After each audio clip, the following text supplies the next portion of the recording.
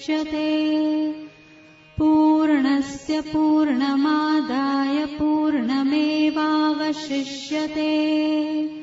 ॐ शान्ति शान्ति शान्तिः। प्रतिबोधितां भगवतां नारायणेन स्वयं व्यासेन कृतितां पुराणमुनिना मध्ये महाभारतम् अद्वैतामृतवर्षिणीं भगवतीम् अष्टादशाध्यायिनीम्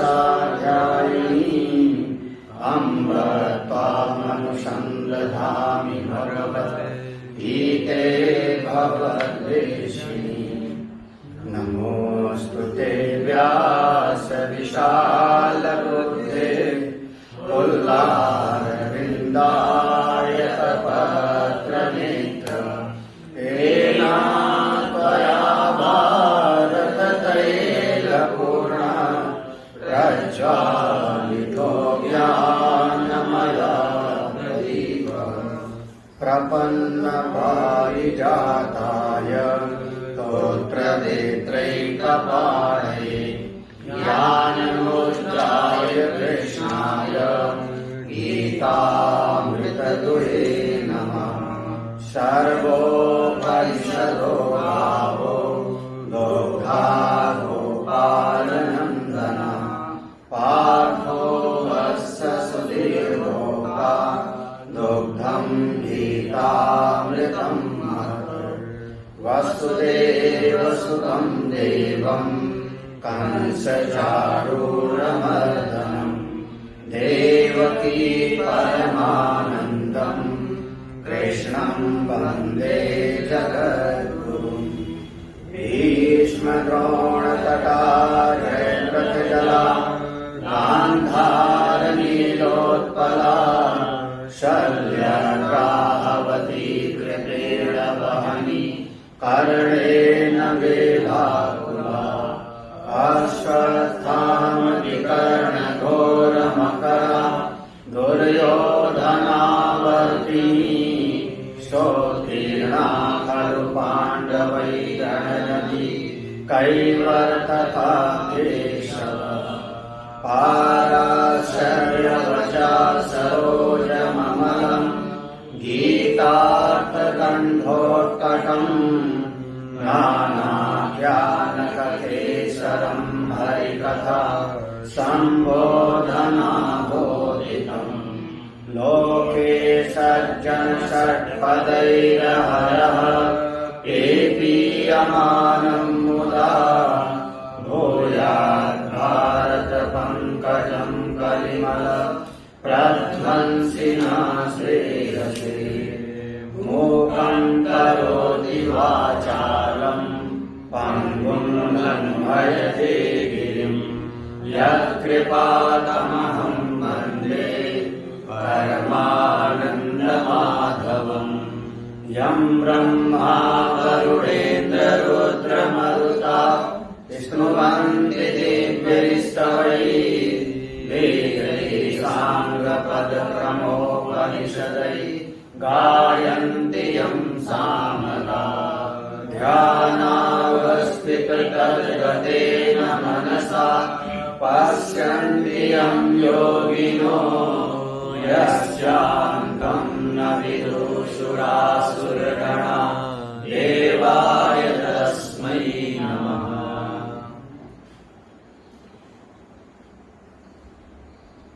इस अध्यात्म विद्या केंद्र स्वामी प्रेम सिंहासन में संपस्थित समस्त आत्मस्वरूप संत जन भक्तजन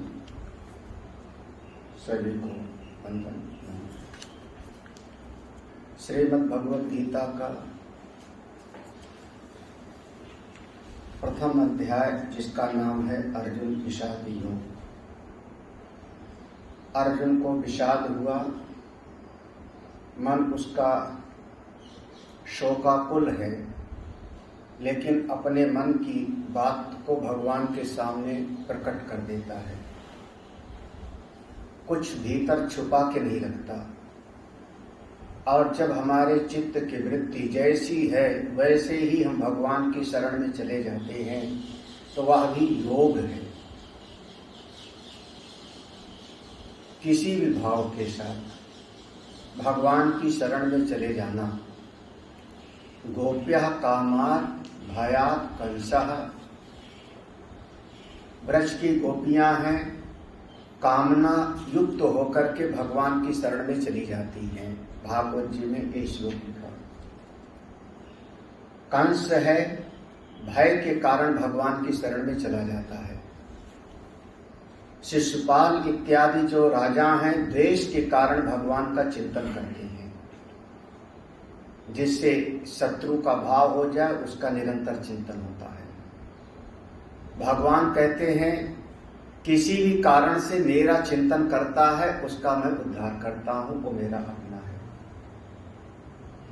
चाहे शत्रु भाव से, चाहे मित्र भाव से, चाहे उनको अपना बना करके, जैसे गोकुल के ग्वाल लोग हैं, नंद बाबा यशोदा जी,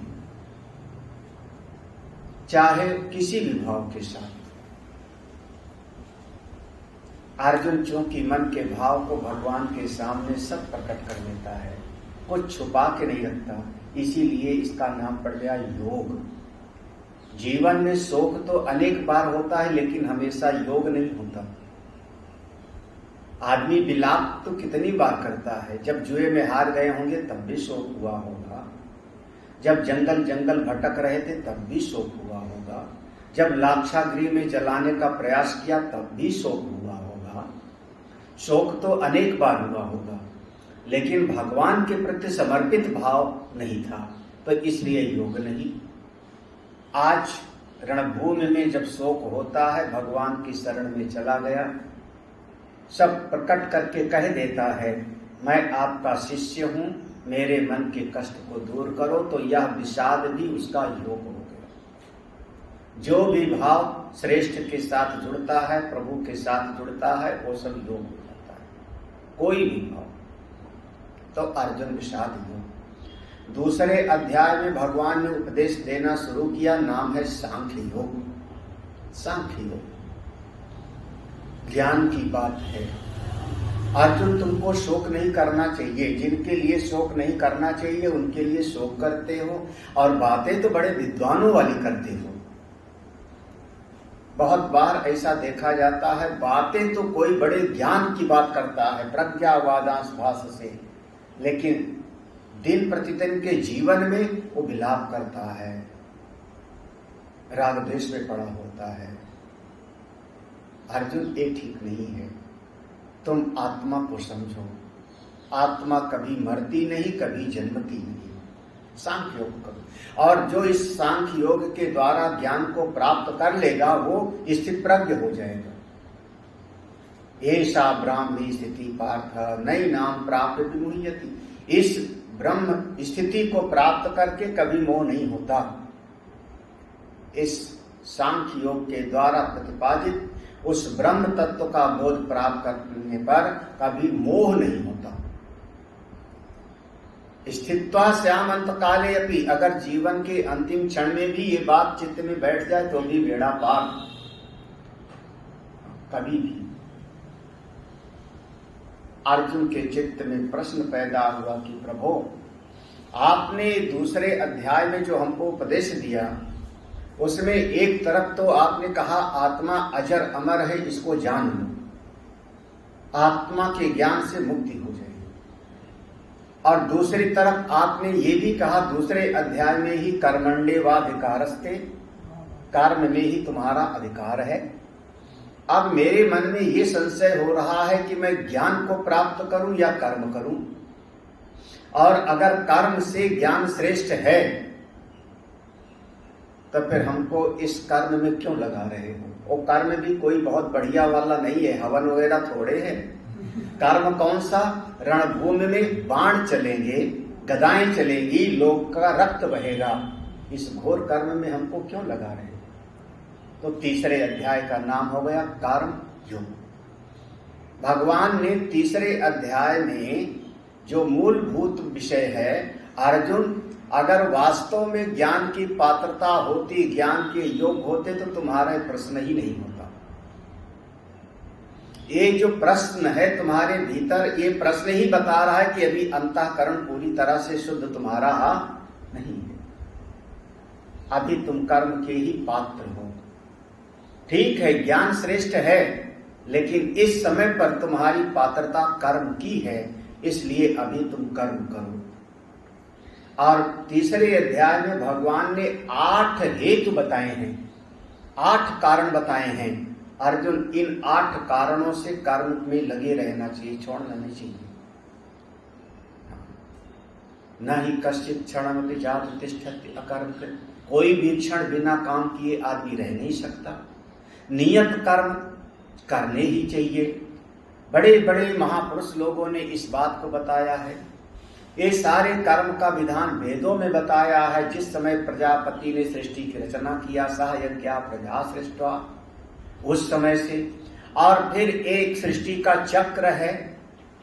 इस प्रकार से अन्न पैदा होता है, अन्न इससे पैदा होता है, उससे पैदा होता है, सृष्टि चक्र है। और इस सृष्टि के चक्र का जो पालन नहीं करता वो अघायु इंद्रिया रामः, वो जिंदा रहने ही उसका बेकार है। अघायु माने जिंदा रहना ही बेकार। मोघम पार्थ सजीवन, व्यर्थ है जीवन उसका, कर्म करते रहना चाहिए। 8 हेतु देकर के सिद्ध कर दिया। तब भगवान ने स्वयं एक चतुर्थ अध्याय में, चौथे अध्याय में इस ज्ञान योग दूसरे अध्याय में और कर्म योग तीसरे अध्याय में, ये जो 2 मार्ग बताया, इसका स्तुति किया है वंश परंपरा बता करके चौथे अध्याय में। एक तरीके से जो मूल सिद्धांत था वो पूरा बता दिया भगवान ने, कर्मनिष्ठा और ज्ञान निष्ठा, कर्मयोग और ज्ञान योग, ये 2 ही मार्ग हैं। पूर्व मीमांसा हमारा जो वैदिक है, वेद का प्रथम विभाग है, वो कर्म प्रधान है। उत्तर मीमांसा ज्ञान प्रधान है। कर्म से अंतःकरण शुद्धि और ज्ञान से तत्व का बोध, और आप पहुंच गए। तो तीसरे अध्याय के बाद कुछ बचा नहीं बताने को, तो भगवान ने ये दोनों निष्ठाओं की, कर्म योग की और ज्ञान योग की, दोनों की स्तुति है कि ये दोनों मार्ग को मैंने ही बताया। शुरुआत में सृष्टि के प्रारंभ में मैंने बताया सूर्य देवता को, और उनसे ज्ञान की परंपरा चली, ये ज्ञान की स्तुति है। बीच में अर्जुन का प्रश्न पैदा हो गया, प्रभु आपका जन्म तो अभी हुआ है, तो आपने सूर्य देवता को ये ज्ञान कैसे दिया होगा? इसको हम कैसे मान लें, कैसे मान लें? और फिर भगवान ने पहला सिद्धांत निरूपित किया अवतारवाद का चतुर्थ अध्याय में। मैं हूं नित्य परब्रह्म परमात्मा, मैं हूं सर्वत्र सर्वव्यापक शुद्ध परब्रह्म, लेकिन जब कभी मैं आवश्यकता देखता हूं तो इस जगत में अवतार लेता हूं, अपनी महिमा से, अपने स्वरूप से थोड़े नीचे उतर आता हूं, अवतार लेता हूं। तुम भी बार बार इस जगत में आते हो, लेकिन तुम्हारा अवतार नहीं बल्कि तुम्हारा जन्म होता है। जीव का पुनर्जन्म होता है और परमेश्वर का होता है अवतार। बस ये विशेष बात है कि जब मैं अवतार लेता हूं तो मैं सर्वज्ञ हूं। पहले भी मैं सब कुछ जानता था, अवतार लेने पर भी मैं सब कुछ जानता हूं। मेरी सर्वज्ञता कभी भी समाप्त नहीं होती। और तुम जैसे जन्म लेते हो पुराना सब भूल जाते हो। कितनी बार तो आदमी जो है जगता है तो राते की बात भूल जाता है। कहाँ पर हमने पानी का गिलास रखा था वही भूल गया, कहाँ चश्मा रखा था वही याद नहीं आता। हाँ, कल क्या बात किया था, किससे क्या वादा किया था वही भूल जाता है। तो कितनी बार तो आदमी एक दिन की बात भूल जाता है। तो यहाँ तो पुनर्जन्म की बात है। जब जीव जन्म लेता है तो पूर्व के जन्मों की सब विस्मृति कर देता है।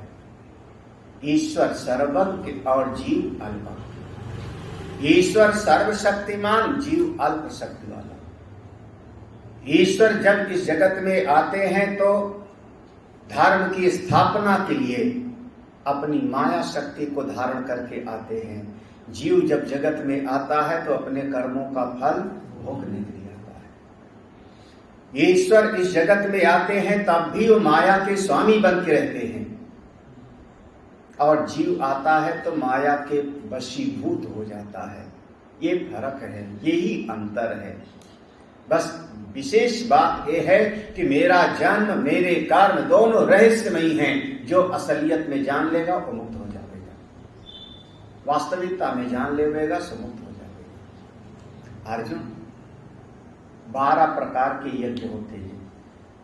जब यज्ञ कोई ठीक ठाक से करेगा तो अंतःकरण शुद्ध हो जाएगा, और शुद्ध अंतःकरण से ही ज्ञान प्राप्त हो सकता है।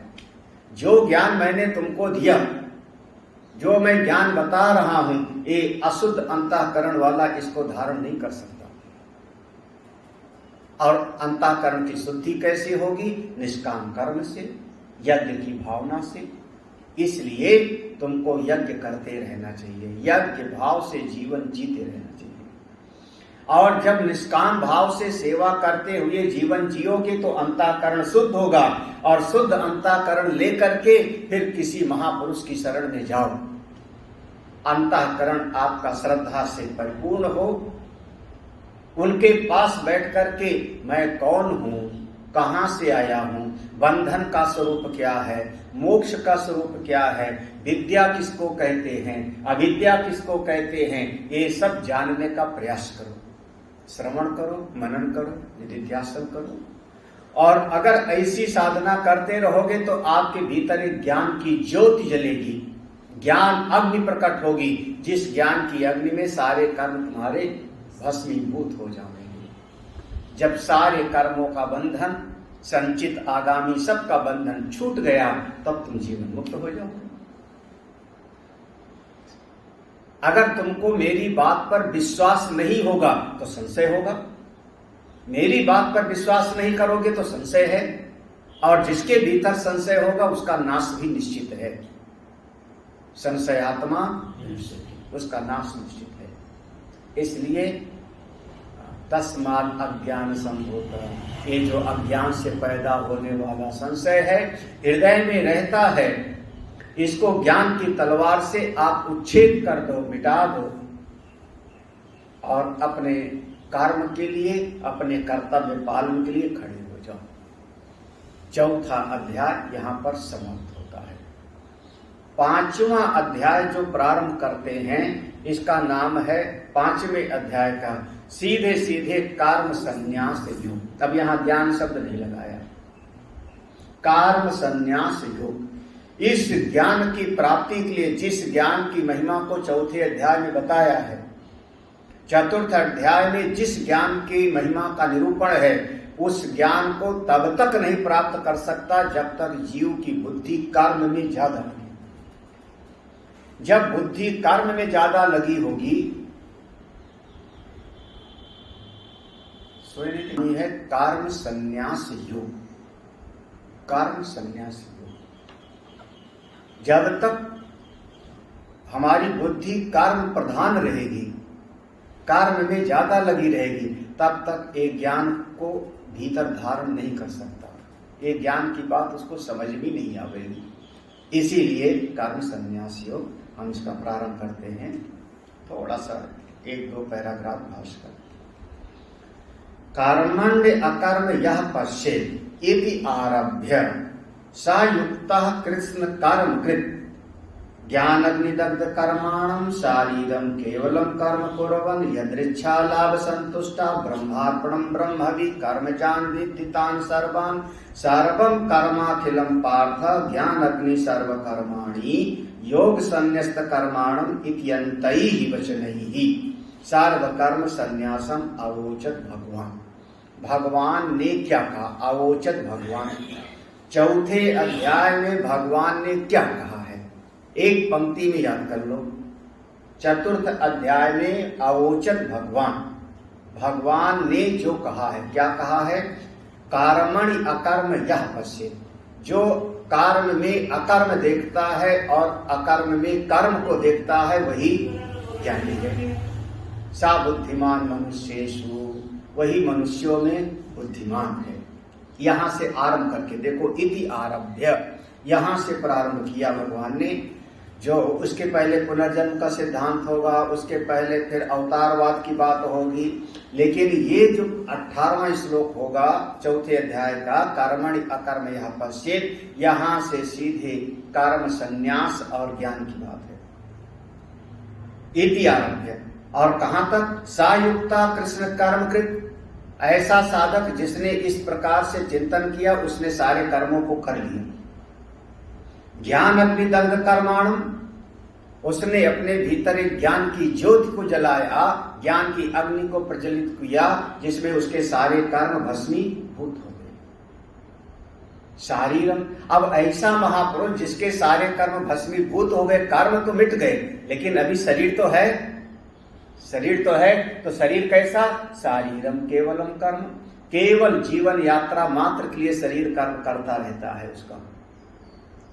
उसके उस कर्म से कोई बंधन प्राप्त, शारीरम केवलम कर्म कुर्वन् नाप्नोति किल्बिषम्, केवल शरीर चलने भाग के लिए कर्म करता है।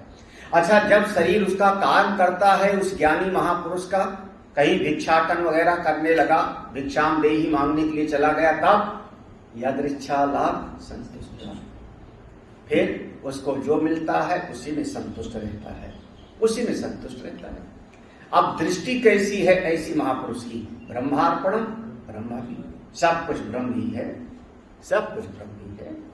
और जितने प्रकार की क्रियाएं हैं, केवल मेरी ही नहीं, लौकिक जगत में जितने भी प्रकार के कोई कर्म करता है, वो सब का सब मैं समझता हूं क्या? कर्म जान विद्धि, सारे यज्ञ कर्म से हो रहे हैं, सब कर्म से हो रहा है, सारी दुनिया कर्म में लगी हुई है। और जितने भी कर्म हैं, सर्वम कर्माखिलम पार्थ, सारे कर्म हमको ले जाते हैं ज्ञान में, सारे कर्म, सर्वम कर्माखिलम पार्थ ज्ञाने परिसमाप्य। और जब ज्ञान में पहुंच गए तो ज्ञान की अग्नि प्रज्वलित हुई, उस ज्ञान की अग्नि में सर्व कर्माणि, ज्ञान अग्नि सर्व कर्माणि भस्मसात् कुरुते, सारे कर्म भस्मीभूत हो गए। अंत में भगवान क्या कहते हैं चौथे अध्याय में? योग संन्यस्त कर्माणम, इस ज्ञान के द्वारा, परमार्थ दृष्टि के ज्ञान के द्वारा समस्त कर्मों का संन्यास। योग संन्यस्त कर्माणम माने, योग माने परमार्थ दृष्टि के ज्ञान के द्वारा सारे कर्मों का संन्यास करके अपने स्वरूप में स्थित हो जाओ। इति अंतै, यहाँ पर अंत में ऐसा बोल करके वचनई, इन वचनों से भगवान ने सर्व कर्म संन्यासम, समस्त कर्मों का पूरी तरह से संन्यास ही कहा है। तो चतुर्थ अध्याय में भगवान ने पूरी तरह से कर्मों का संन्यास ही कहा है। अगर भले ही भगवान ने 12 प्रकार के यज्ञ का वर्णन तो किया, लेकिन यज्ञ का वर्णन करने के बाद कहते क्या है? सर्वम कर्माखिलम पार्थ ज्ञाने, सारे कर्म कहां ले जाएंगे? आपको ज्ञान में ले जाके पहुंचा देंगे, हर प्रवृत्ति निवृत्ति में ले जाती है, ऐसा भगवान ने कहा। चौथे अध्याय के अंत में एक शब्द और कहते हैं, छित्त्वा एनम संशयम योगम आतिष्ठ इति अनेन वचनेन योगम च कर्म अनुष्ठान लक्षणम अनुतिष्ठ इति उक्तवान। अंतिम श्लोक में कहा, छित्त्वैनम संशयम योगम, इस अपने मन के संशय को मिटा डालो, काट डालो, और अपने मन के संशय को काट करके क्या करो? योगम आतिष्ठ, उत्तिष्ठ भारत, इस योग के लिए, कर्म योग के लिए सन्नद्ध हो जाओ, तैयार हो जाओ, उठ जाओ अर्जुन, लड़ने के लिए, युद्ध करने के लिए खड़े हो जाओ।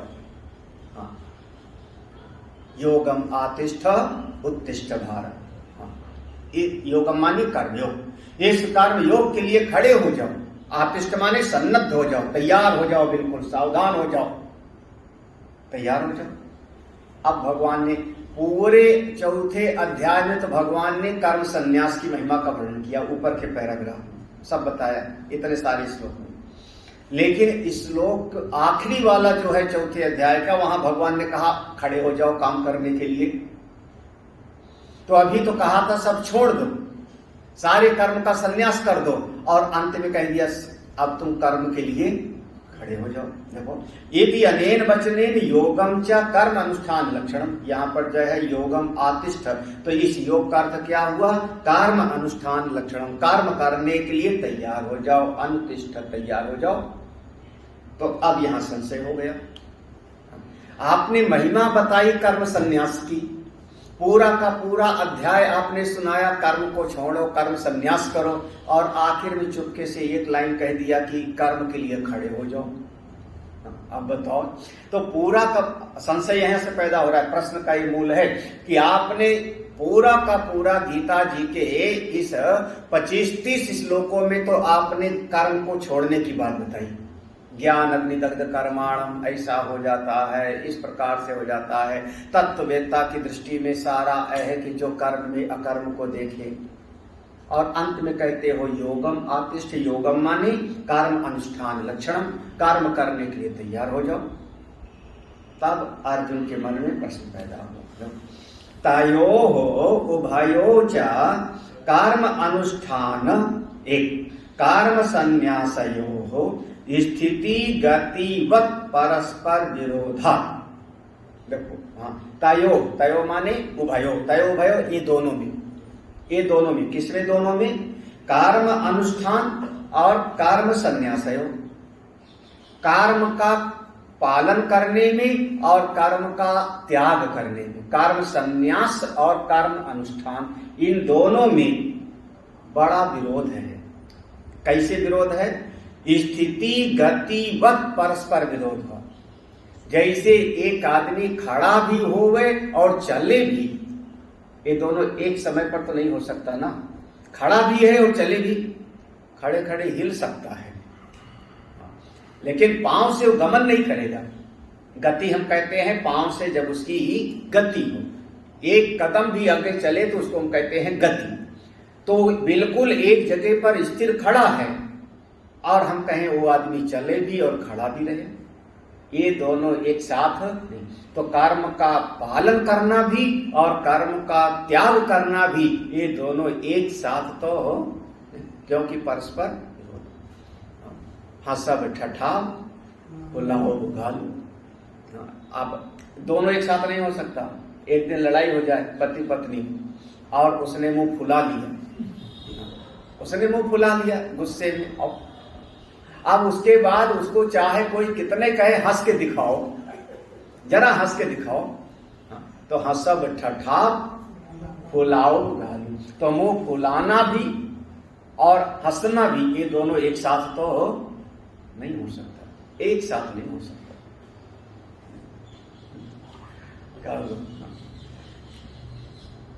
किसी को पानी पिलाओ, पानी पिलाओ, पंजीरी खिलाओ, थोड़ा सा कुछ उसको चूरन खिलाओ, और उससे कह दो फूफा बोल के दिखाओ। बुआ के पति का नाम फूफा, जरा फूफा बोल के दिखाओ।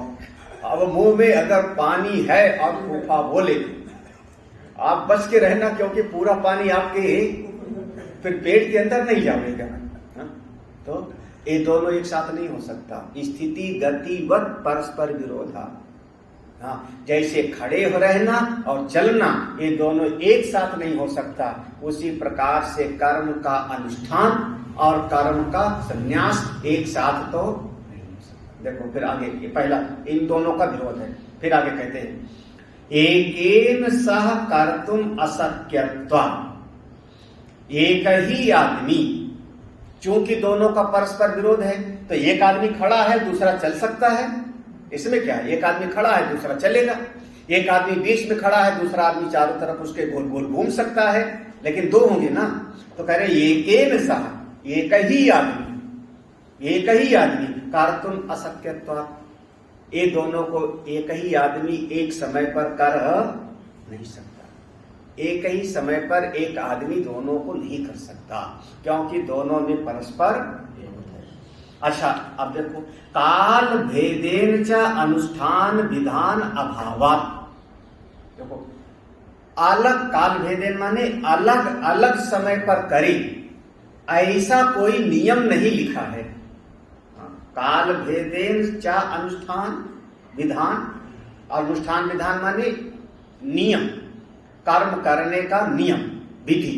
ऐसी विधि नहीं है कि एक समय पर कर्म अनुष्ठान करे और एक समय पर कर्म का संन्यास करे। एक ही आदमी के लिए ऐसा अलग अलग समय है का कोई नियम हमको लिखा दिखाई नहीं पड़ता। वैसे इस बात पर हम लोग कहते हैं अंतःकरण अशुद्ध है तो कर्म को करे, और जब अंतःकरण शुद्ध हो जाए तो कर्म का संन्यास कर दे। तो यहाँ कालभेद दिखाई पड़ेगा, इसमें कालभेद दिखाई पड़ेगा। लेकिन ऐसा कहीं पर आप शास्त्र में देखो तो ऐसा लिखा हुआ दिखाई नहीं पड़ेगा। शास्त्र में क्या होगा, यद अहरेव विरजेत तद अहरेव प्रव्रजेत, ब्रह्मचर्यात्वा गृहात्वा वनात्वा। जिस समय वैराग्य हो जाए उसी समय उठ करके चल पड़ो, चाहे ब्रह्मचर्य आश्रम हो, चाहे गृहस्थ आश्रम हो, चाहे वानप्रस्थ हो, जाके और प्रव्रज्या को ग्रहण कर लो, संन्यस्त होकर के जीवन मुक्त हो जाओ।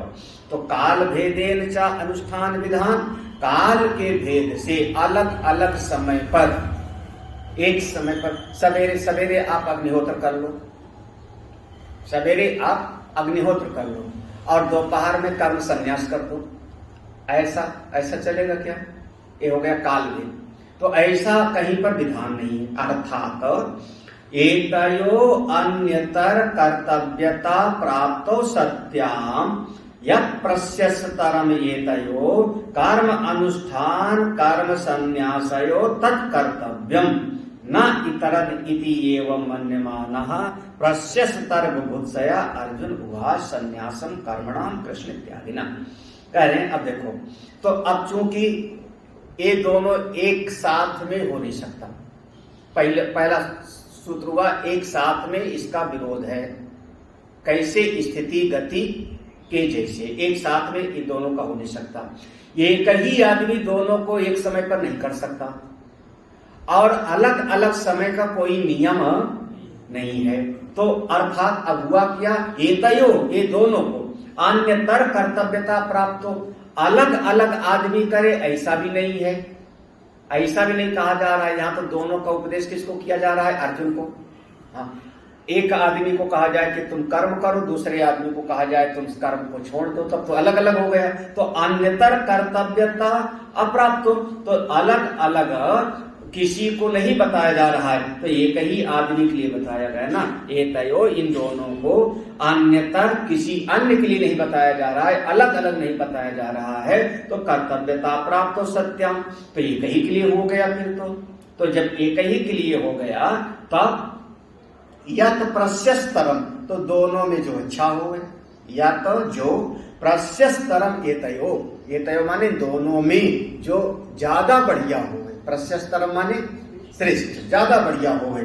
किसमें? दोनों में। कर्म अनुष्ठान कर्म संन्यासयो, एक कर्म अनुष्ठान और कर्म संन्यास, कर्म योग और कर्म का संन्यास दोनों में ज्यादा बढ़िया हो गए, तत्कर्तव्यम, वही हमको करना चाहिए।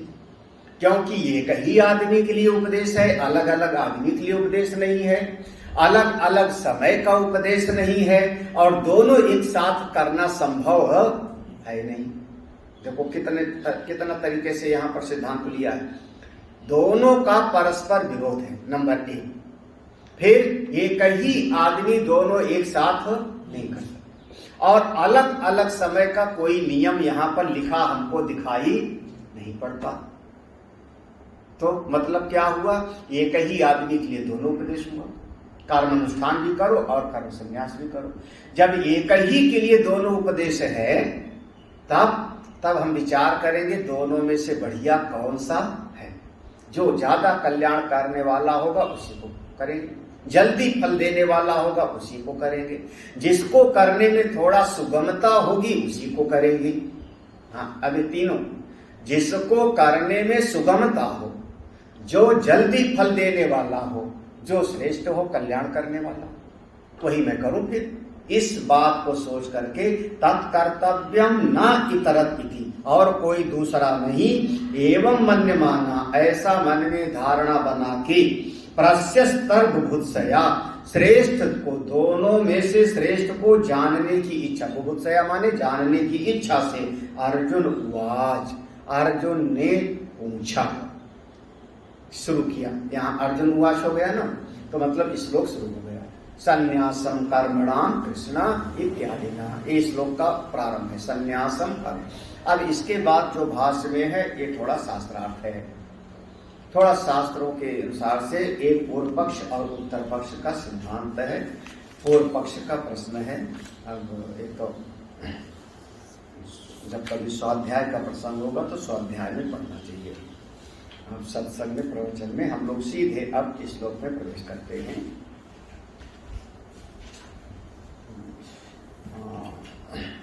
वहां पर आ गया ना अर्जुन उवाच ना, तो यहाँ अर्जुन उवाच है। अर्जुन उवाच अर्जुन उवाच संन्यासं कर्मणां कृष्ण संन्यासं कर्मणां कृष्ण पुनर्योगं च संससि पुनर्योगं च संससि यत् श्रेयये तयोरेकम् यश्रेयये तयोरेकम् तन्मे ब्रूहि सुनिश्चितम् तन्मे ब्रूहि सुनिश्चितम् संन्यासं कर्मणां कृष्ण संन्यासं कर्मणां कृष्ण पुनर्योगं च संससि पुनर्योगं च संससि यत् श्रेयये तयोरेकम् यश्रेयये तयोरेकम् तन्मे ब्रूहि सुनिश्चितम् तन्मे ब्रूहि सुनिश्चितम्। देखो, कर्मणाम संन्यासम संससि, कर्मणाम संन्यासम संससि। हे कृष्णा, हे मेरे परमेश्वर, अर्जुन का प्रश्न है, हे भगवान, हे कृष्णा, कर्मणाम संन्यासम संससि।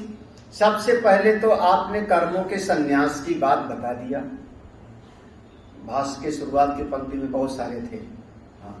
सर्वं कर्माखिलम पार्थ ज्ञाने परिसमाप्तं ज्ञान अग्नि दग्ध कर्माणम तमः। तो आपने संन्यास की बात तो बता दिया कि सारे कर्मों का संन्यास करके और आगे बढ़ जाओ। फिर पुनः योगम च संससि, और फिर बाद में आपने योग को भी कह दिया, माने कर्म करने की भी बात कह दी। यहाँ योग का मतलब हुआ कर्म, कर्म करने की भी बात कह दी। यहाँ योग का मतलब आप वो आसन प्राणायाम समझ लेना। यहाँ योग का अर्थ है कर्मानुष्ठान।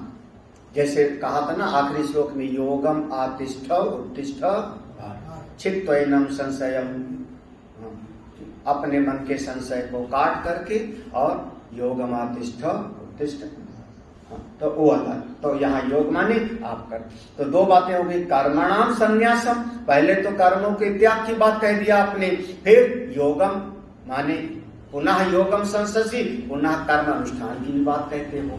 तब यत् श्रेय एतयोरेकम्, एतयोः एकम यत् श्रेयः, ये दोनों में कर्म अनुष्ठान और कर्म के संन्यास, ये दोनों में, ये तयो यत् श्रेयः एकम, जो एक, यत् श्रेय, श्रेय माने श्रेय पथ को दिलाने वाला, कल्याण पथ पर ले जाने वाला, जो दोनों में से एक कल्याण करने वाला हो, तत् में ब्रूहि सुनिश्चितम, आप मुझको वही सुनिश्चित करके बताइए, पक्का वही करके बताइए। जो एक अर्जुन के मन में एक बात तो पक्का बैठा है, ये हम लोग जो है गीता के प्रारंभ से देखोगे,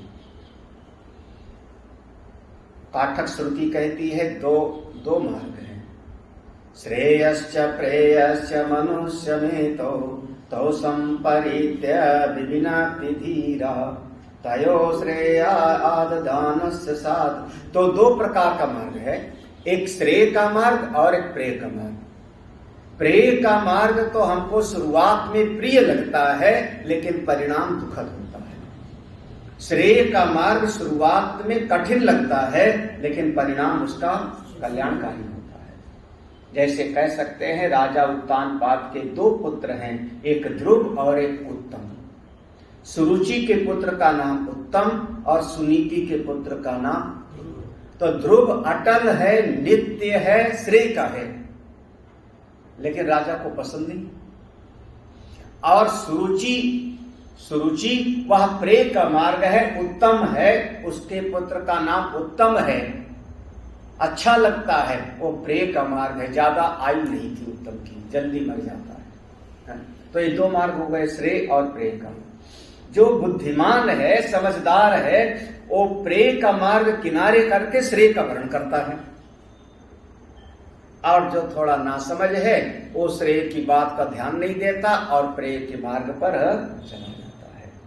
फिर हीयते अर्थात प्रेयसो वृणीते, वो बार बार पुनर्जन्म के चक्कर में पड़ेगा, लोक परलोक में भटकेगा। कौन? जो प्रेय का वर्ण करे।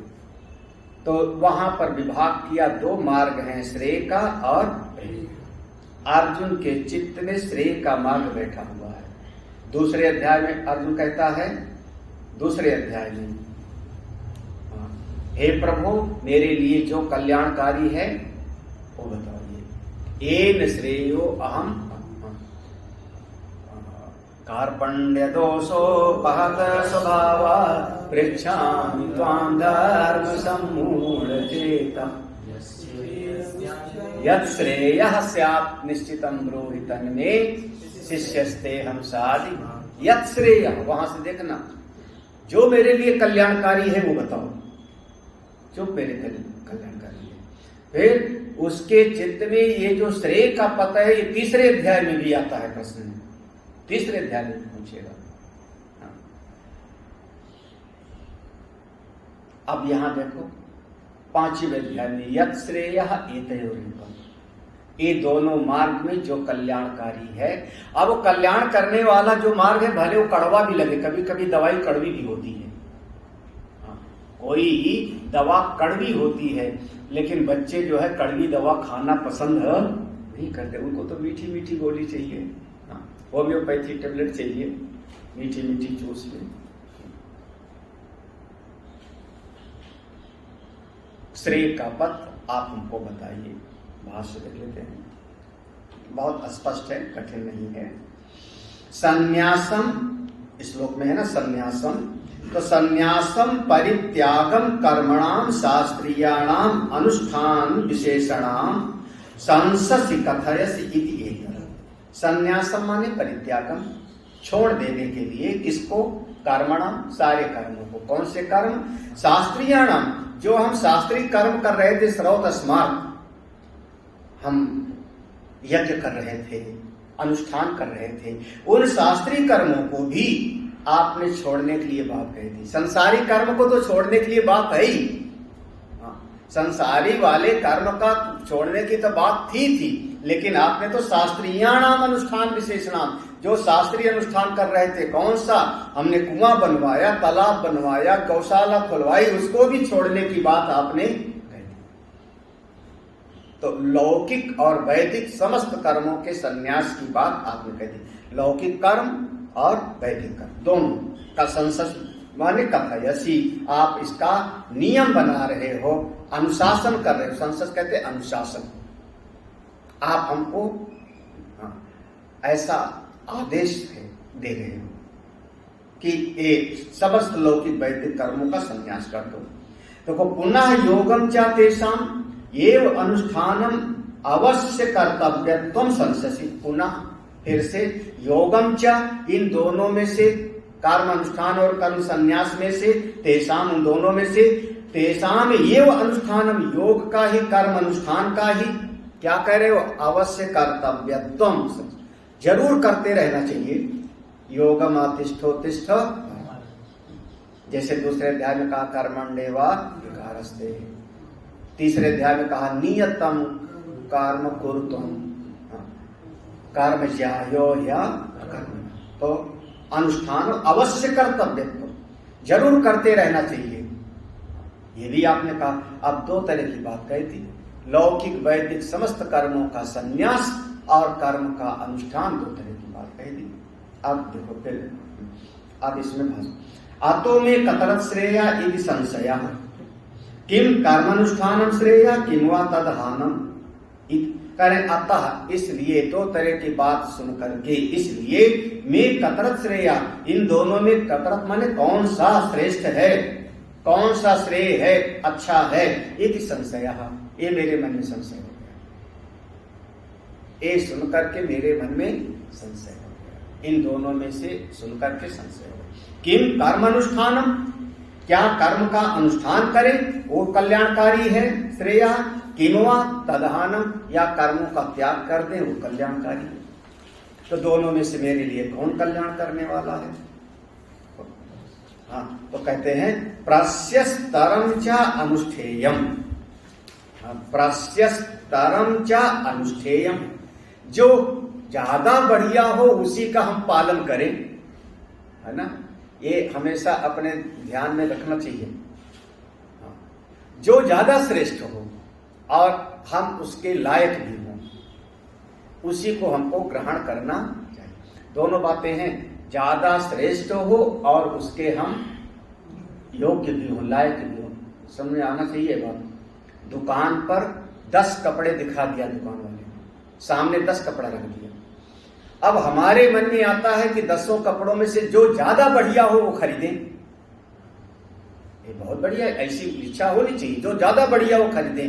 लेकिन उसके साथ अपनी जेब को भी देख लेना चाहिए कि ज्यादा बढ़िया वाला खरीदने के लिए लायक पैसा मेरे पास है या नहीं है।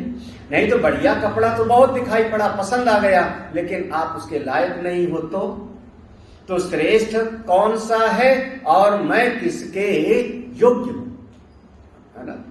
बाजार में दर्जनों तरह की कारें हैं, दर्जनों तरह की कारें, मारुति की ही दर्जनों कारें हैं, हाँ, हुंडई की कारें हैं, BMW है, मर्सिडीज है, हाँ, तमाम तरह की कारें हैं, उनके मॉडल अलग अलग हैं। आपको सबसे बढ़िया वाला चाहिए, प्रस्यस्तरम च अनुष्ठेयम, जो सबसे बढ़िया हो वो हम खरीदें, जो सबसे बढ़िया हो हम खरीदें। बोले सबसे बढ़िया है वो खरीदें, उसके साथ अपनी पात्रता को भी तौल लेना। आपके पास वो खरीदने के लिए पैसा वैसा है कि नहीं है, लेकिन हर बढ़िया चीज आप उसको ले नहीं सकते हो। तो दोनों चीज है, दो मार्ग में से श्रेष्ठ कौन सा है और मैं किसके योग्य, हमको क्या करना चाहिए। चा अनुष्ठेयम, तो दोनों मार्ग से जो श्रेष्ठ हो और जो हमको कल्याण करने वाला होता है। अतः चा यत् श्रेयः प्रस्यस्तरम ये तयो, इसलिए यत् श्रेया जो कल्याण करने वाला हो, प्रस्यस्तरम श्रेष्ठ मार्ग हो, किसमें? एतयो कर्म संन्यास कर्म अनुष्ठानयो, ये कर्म संन्यास में भी और कर्म अनुष्ठान में, ये दोनों में से जो श्रेष्ठ हो कल्याण करने वाला हो। यद अनुष्ठाना श्रेयो अवाप्ति, जिसका पालन करने से हमारा परम कल्याण हो, अवाप्ति माने प्राप्ति हो, जिसका पालन करने से हमारा परम कल्याण हो। अब श्रेयो अवाप्ति मम स्यात्, मेरा भला हो, इति मन्य से, ऐसा मैं समझता हूँ। कर्म संन्यास कर्म अनुष्ठान में से जो दोनों में श्रेष्ठ हो और जिसका पालन करने से मेरा कल्याण, दोनों बातें हैं, मेरा कल्याण हो, मैं लायक किसके हूं। तो मन से तद एकम, तो उसमें से एकम माने अन्य तरत सह एक पुरुष अनुष्ठेयत्व असंभवात्, उसमें है ना श्लोक में एकम शब्द है, तद एकम वद निश्चय। हाँ, तो यहाँ पर है ना तद एकम वद, हाँ नहीं, हाँ अच्छा, यत् श्रेय एतयोर एकम, हाँ तो वहां पर एकम शब्द आया ना, तो एकम माने अन्य तरफ सह एक पुरुष, तो ये दोनों में से एक विभाग करके, क्यों? सह एक पुरुष अनुष्ठेयत्व संभवात्, एक ही पुरुष दोनों को साथ साथ नहीं कर सकता। साह माने साथ साथ, एक पुरुष एक ही व्यक्ति दोनों को साथ साथ नहीं कर सकता, इसलिए दोनों में से एक हमारे लिए जो कल्याणकारी हो उसको पक्का करके, ब्रूहि सुनिश्चितम अभिप्रेतम तव इति, जो आपको जो इसमें अभिप्रेत हो, जो आपको उचित लगता हो, अभिप्रेत माने जो आपको ठीक ठीक लगता है, आप उस मार्ग को हमको बताइए। तो अब हम कर्म का त्याग करें या कर्म के मार्ग पर जाएं, ये वैसे प्रश्न हम लोगों का भी होना चाहिए। ये प्रश्न लगभग सभी साधकों में होना चाहिए, सभी साधकों में, अब जैसे कि हम पैसा कमाएं कि पैसा न कमाएं, पैसे का त्याग करें। पैसा कमाए कि पैसे का त्याग करें। पैसा कमाने की दृष्टि हो तो ये हो गया कर्म अनुष्ठान, और त्यागने की दृष्टि हो गई तो हो गया कर्म संन्यास। यही है ना। तो हम पैसा कमाएं कि ना कमाएं। अब अगर महात्मा बन करके भी पैसा कमाने के पीछे लगे तो किसमें गया हो? कर्म अनुष्ठान में चला गया। दृष्टि कहाँ चली गई उसकी? पैसे पर, तो कर्म अनुष्ठान में चला गया। हाँ, फिर अब वो ज्ञान को कैसे प्राप्त करेगा?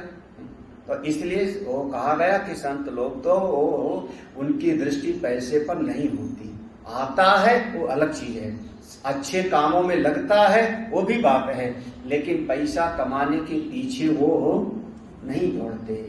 अब ऐसा कर लूं तो पैसा मिल जाएगा, ये कर लूं तो पैसा मिल जाएगा, उसके पीछे वो पगलाते नहीं।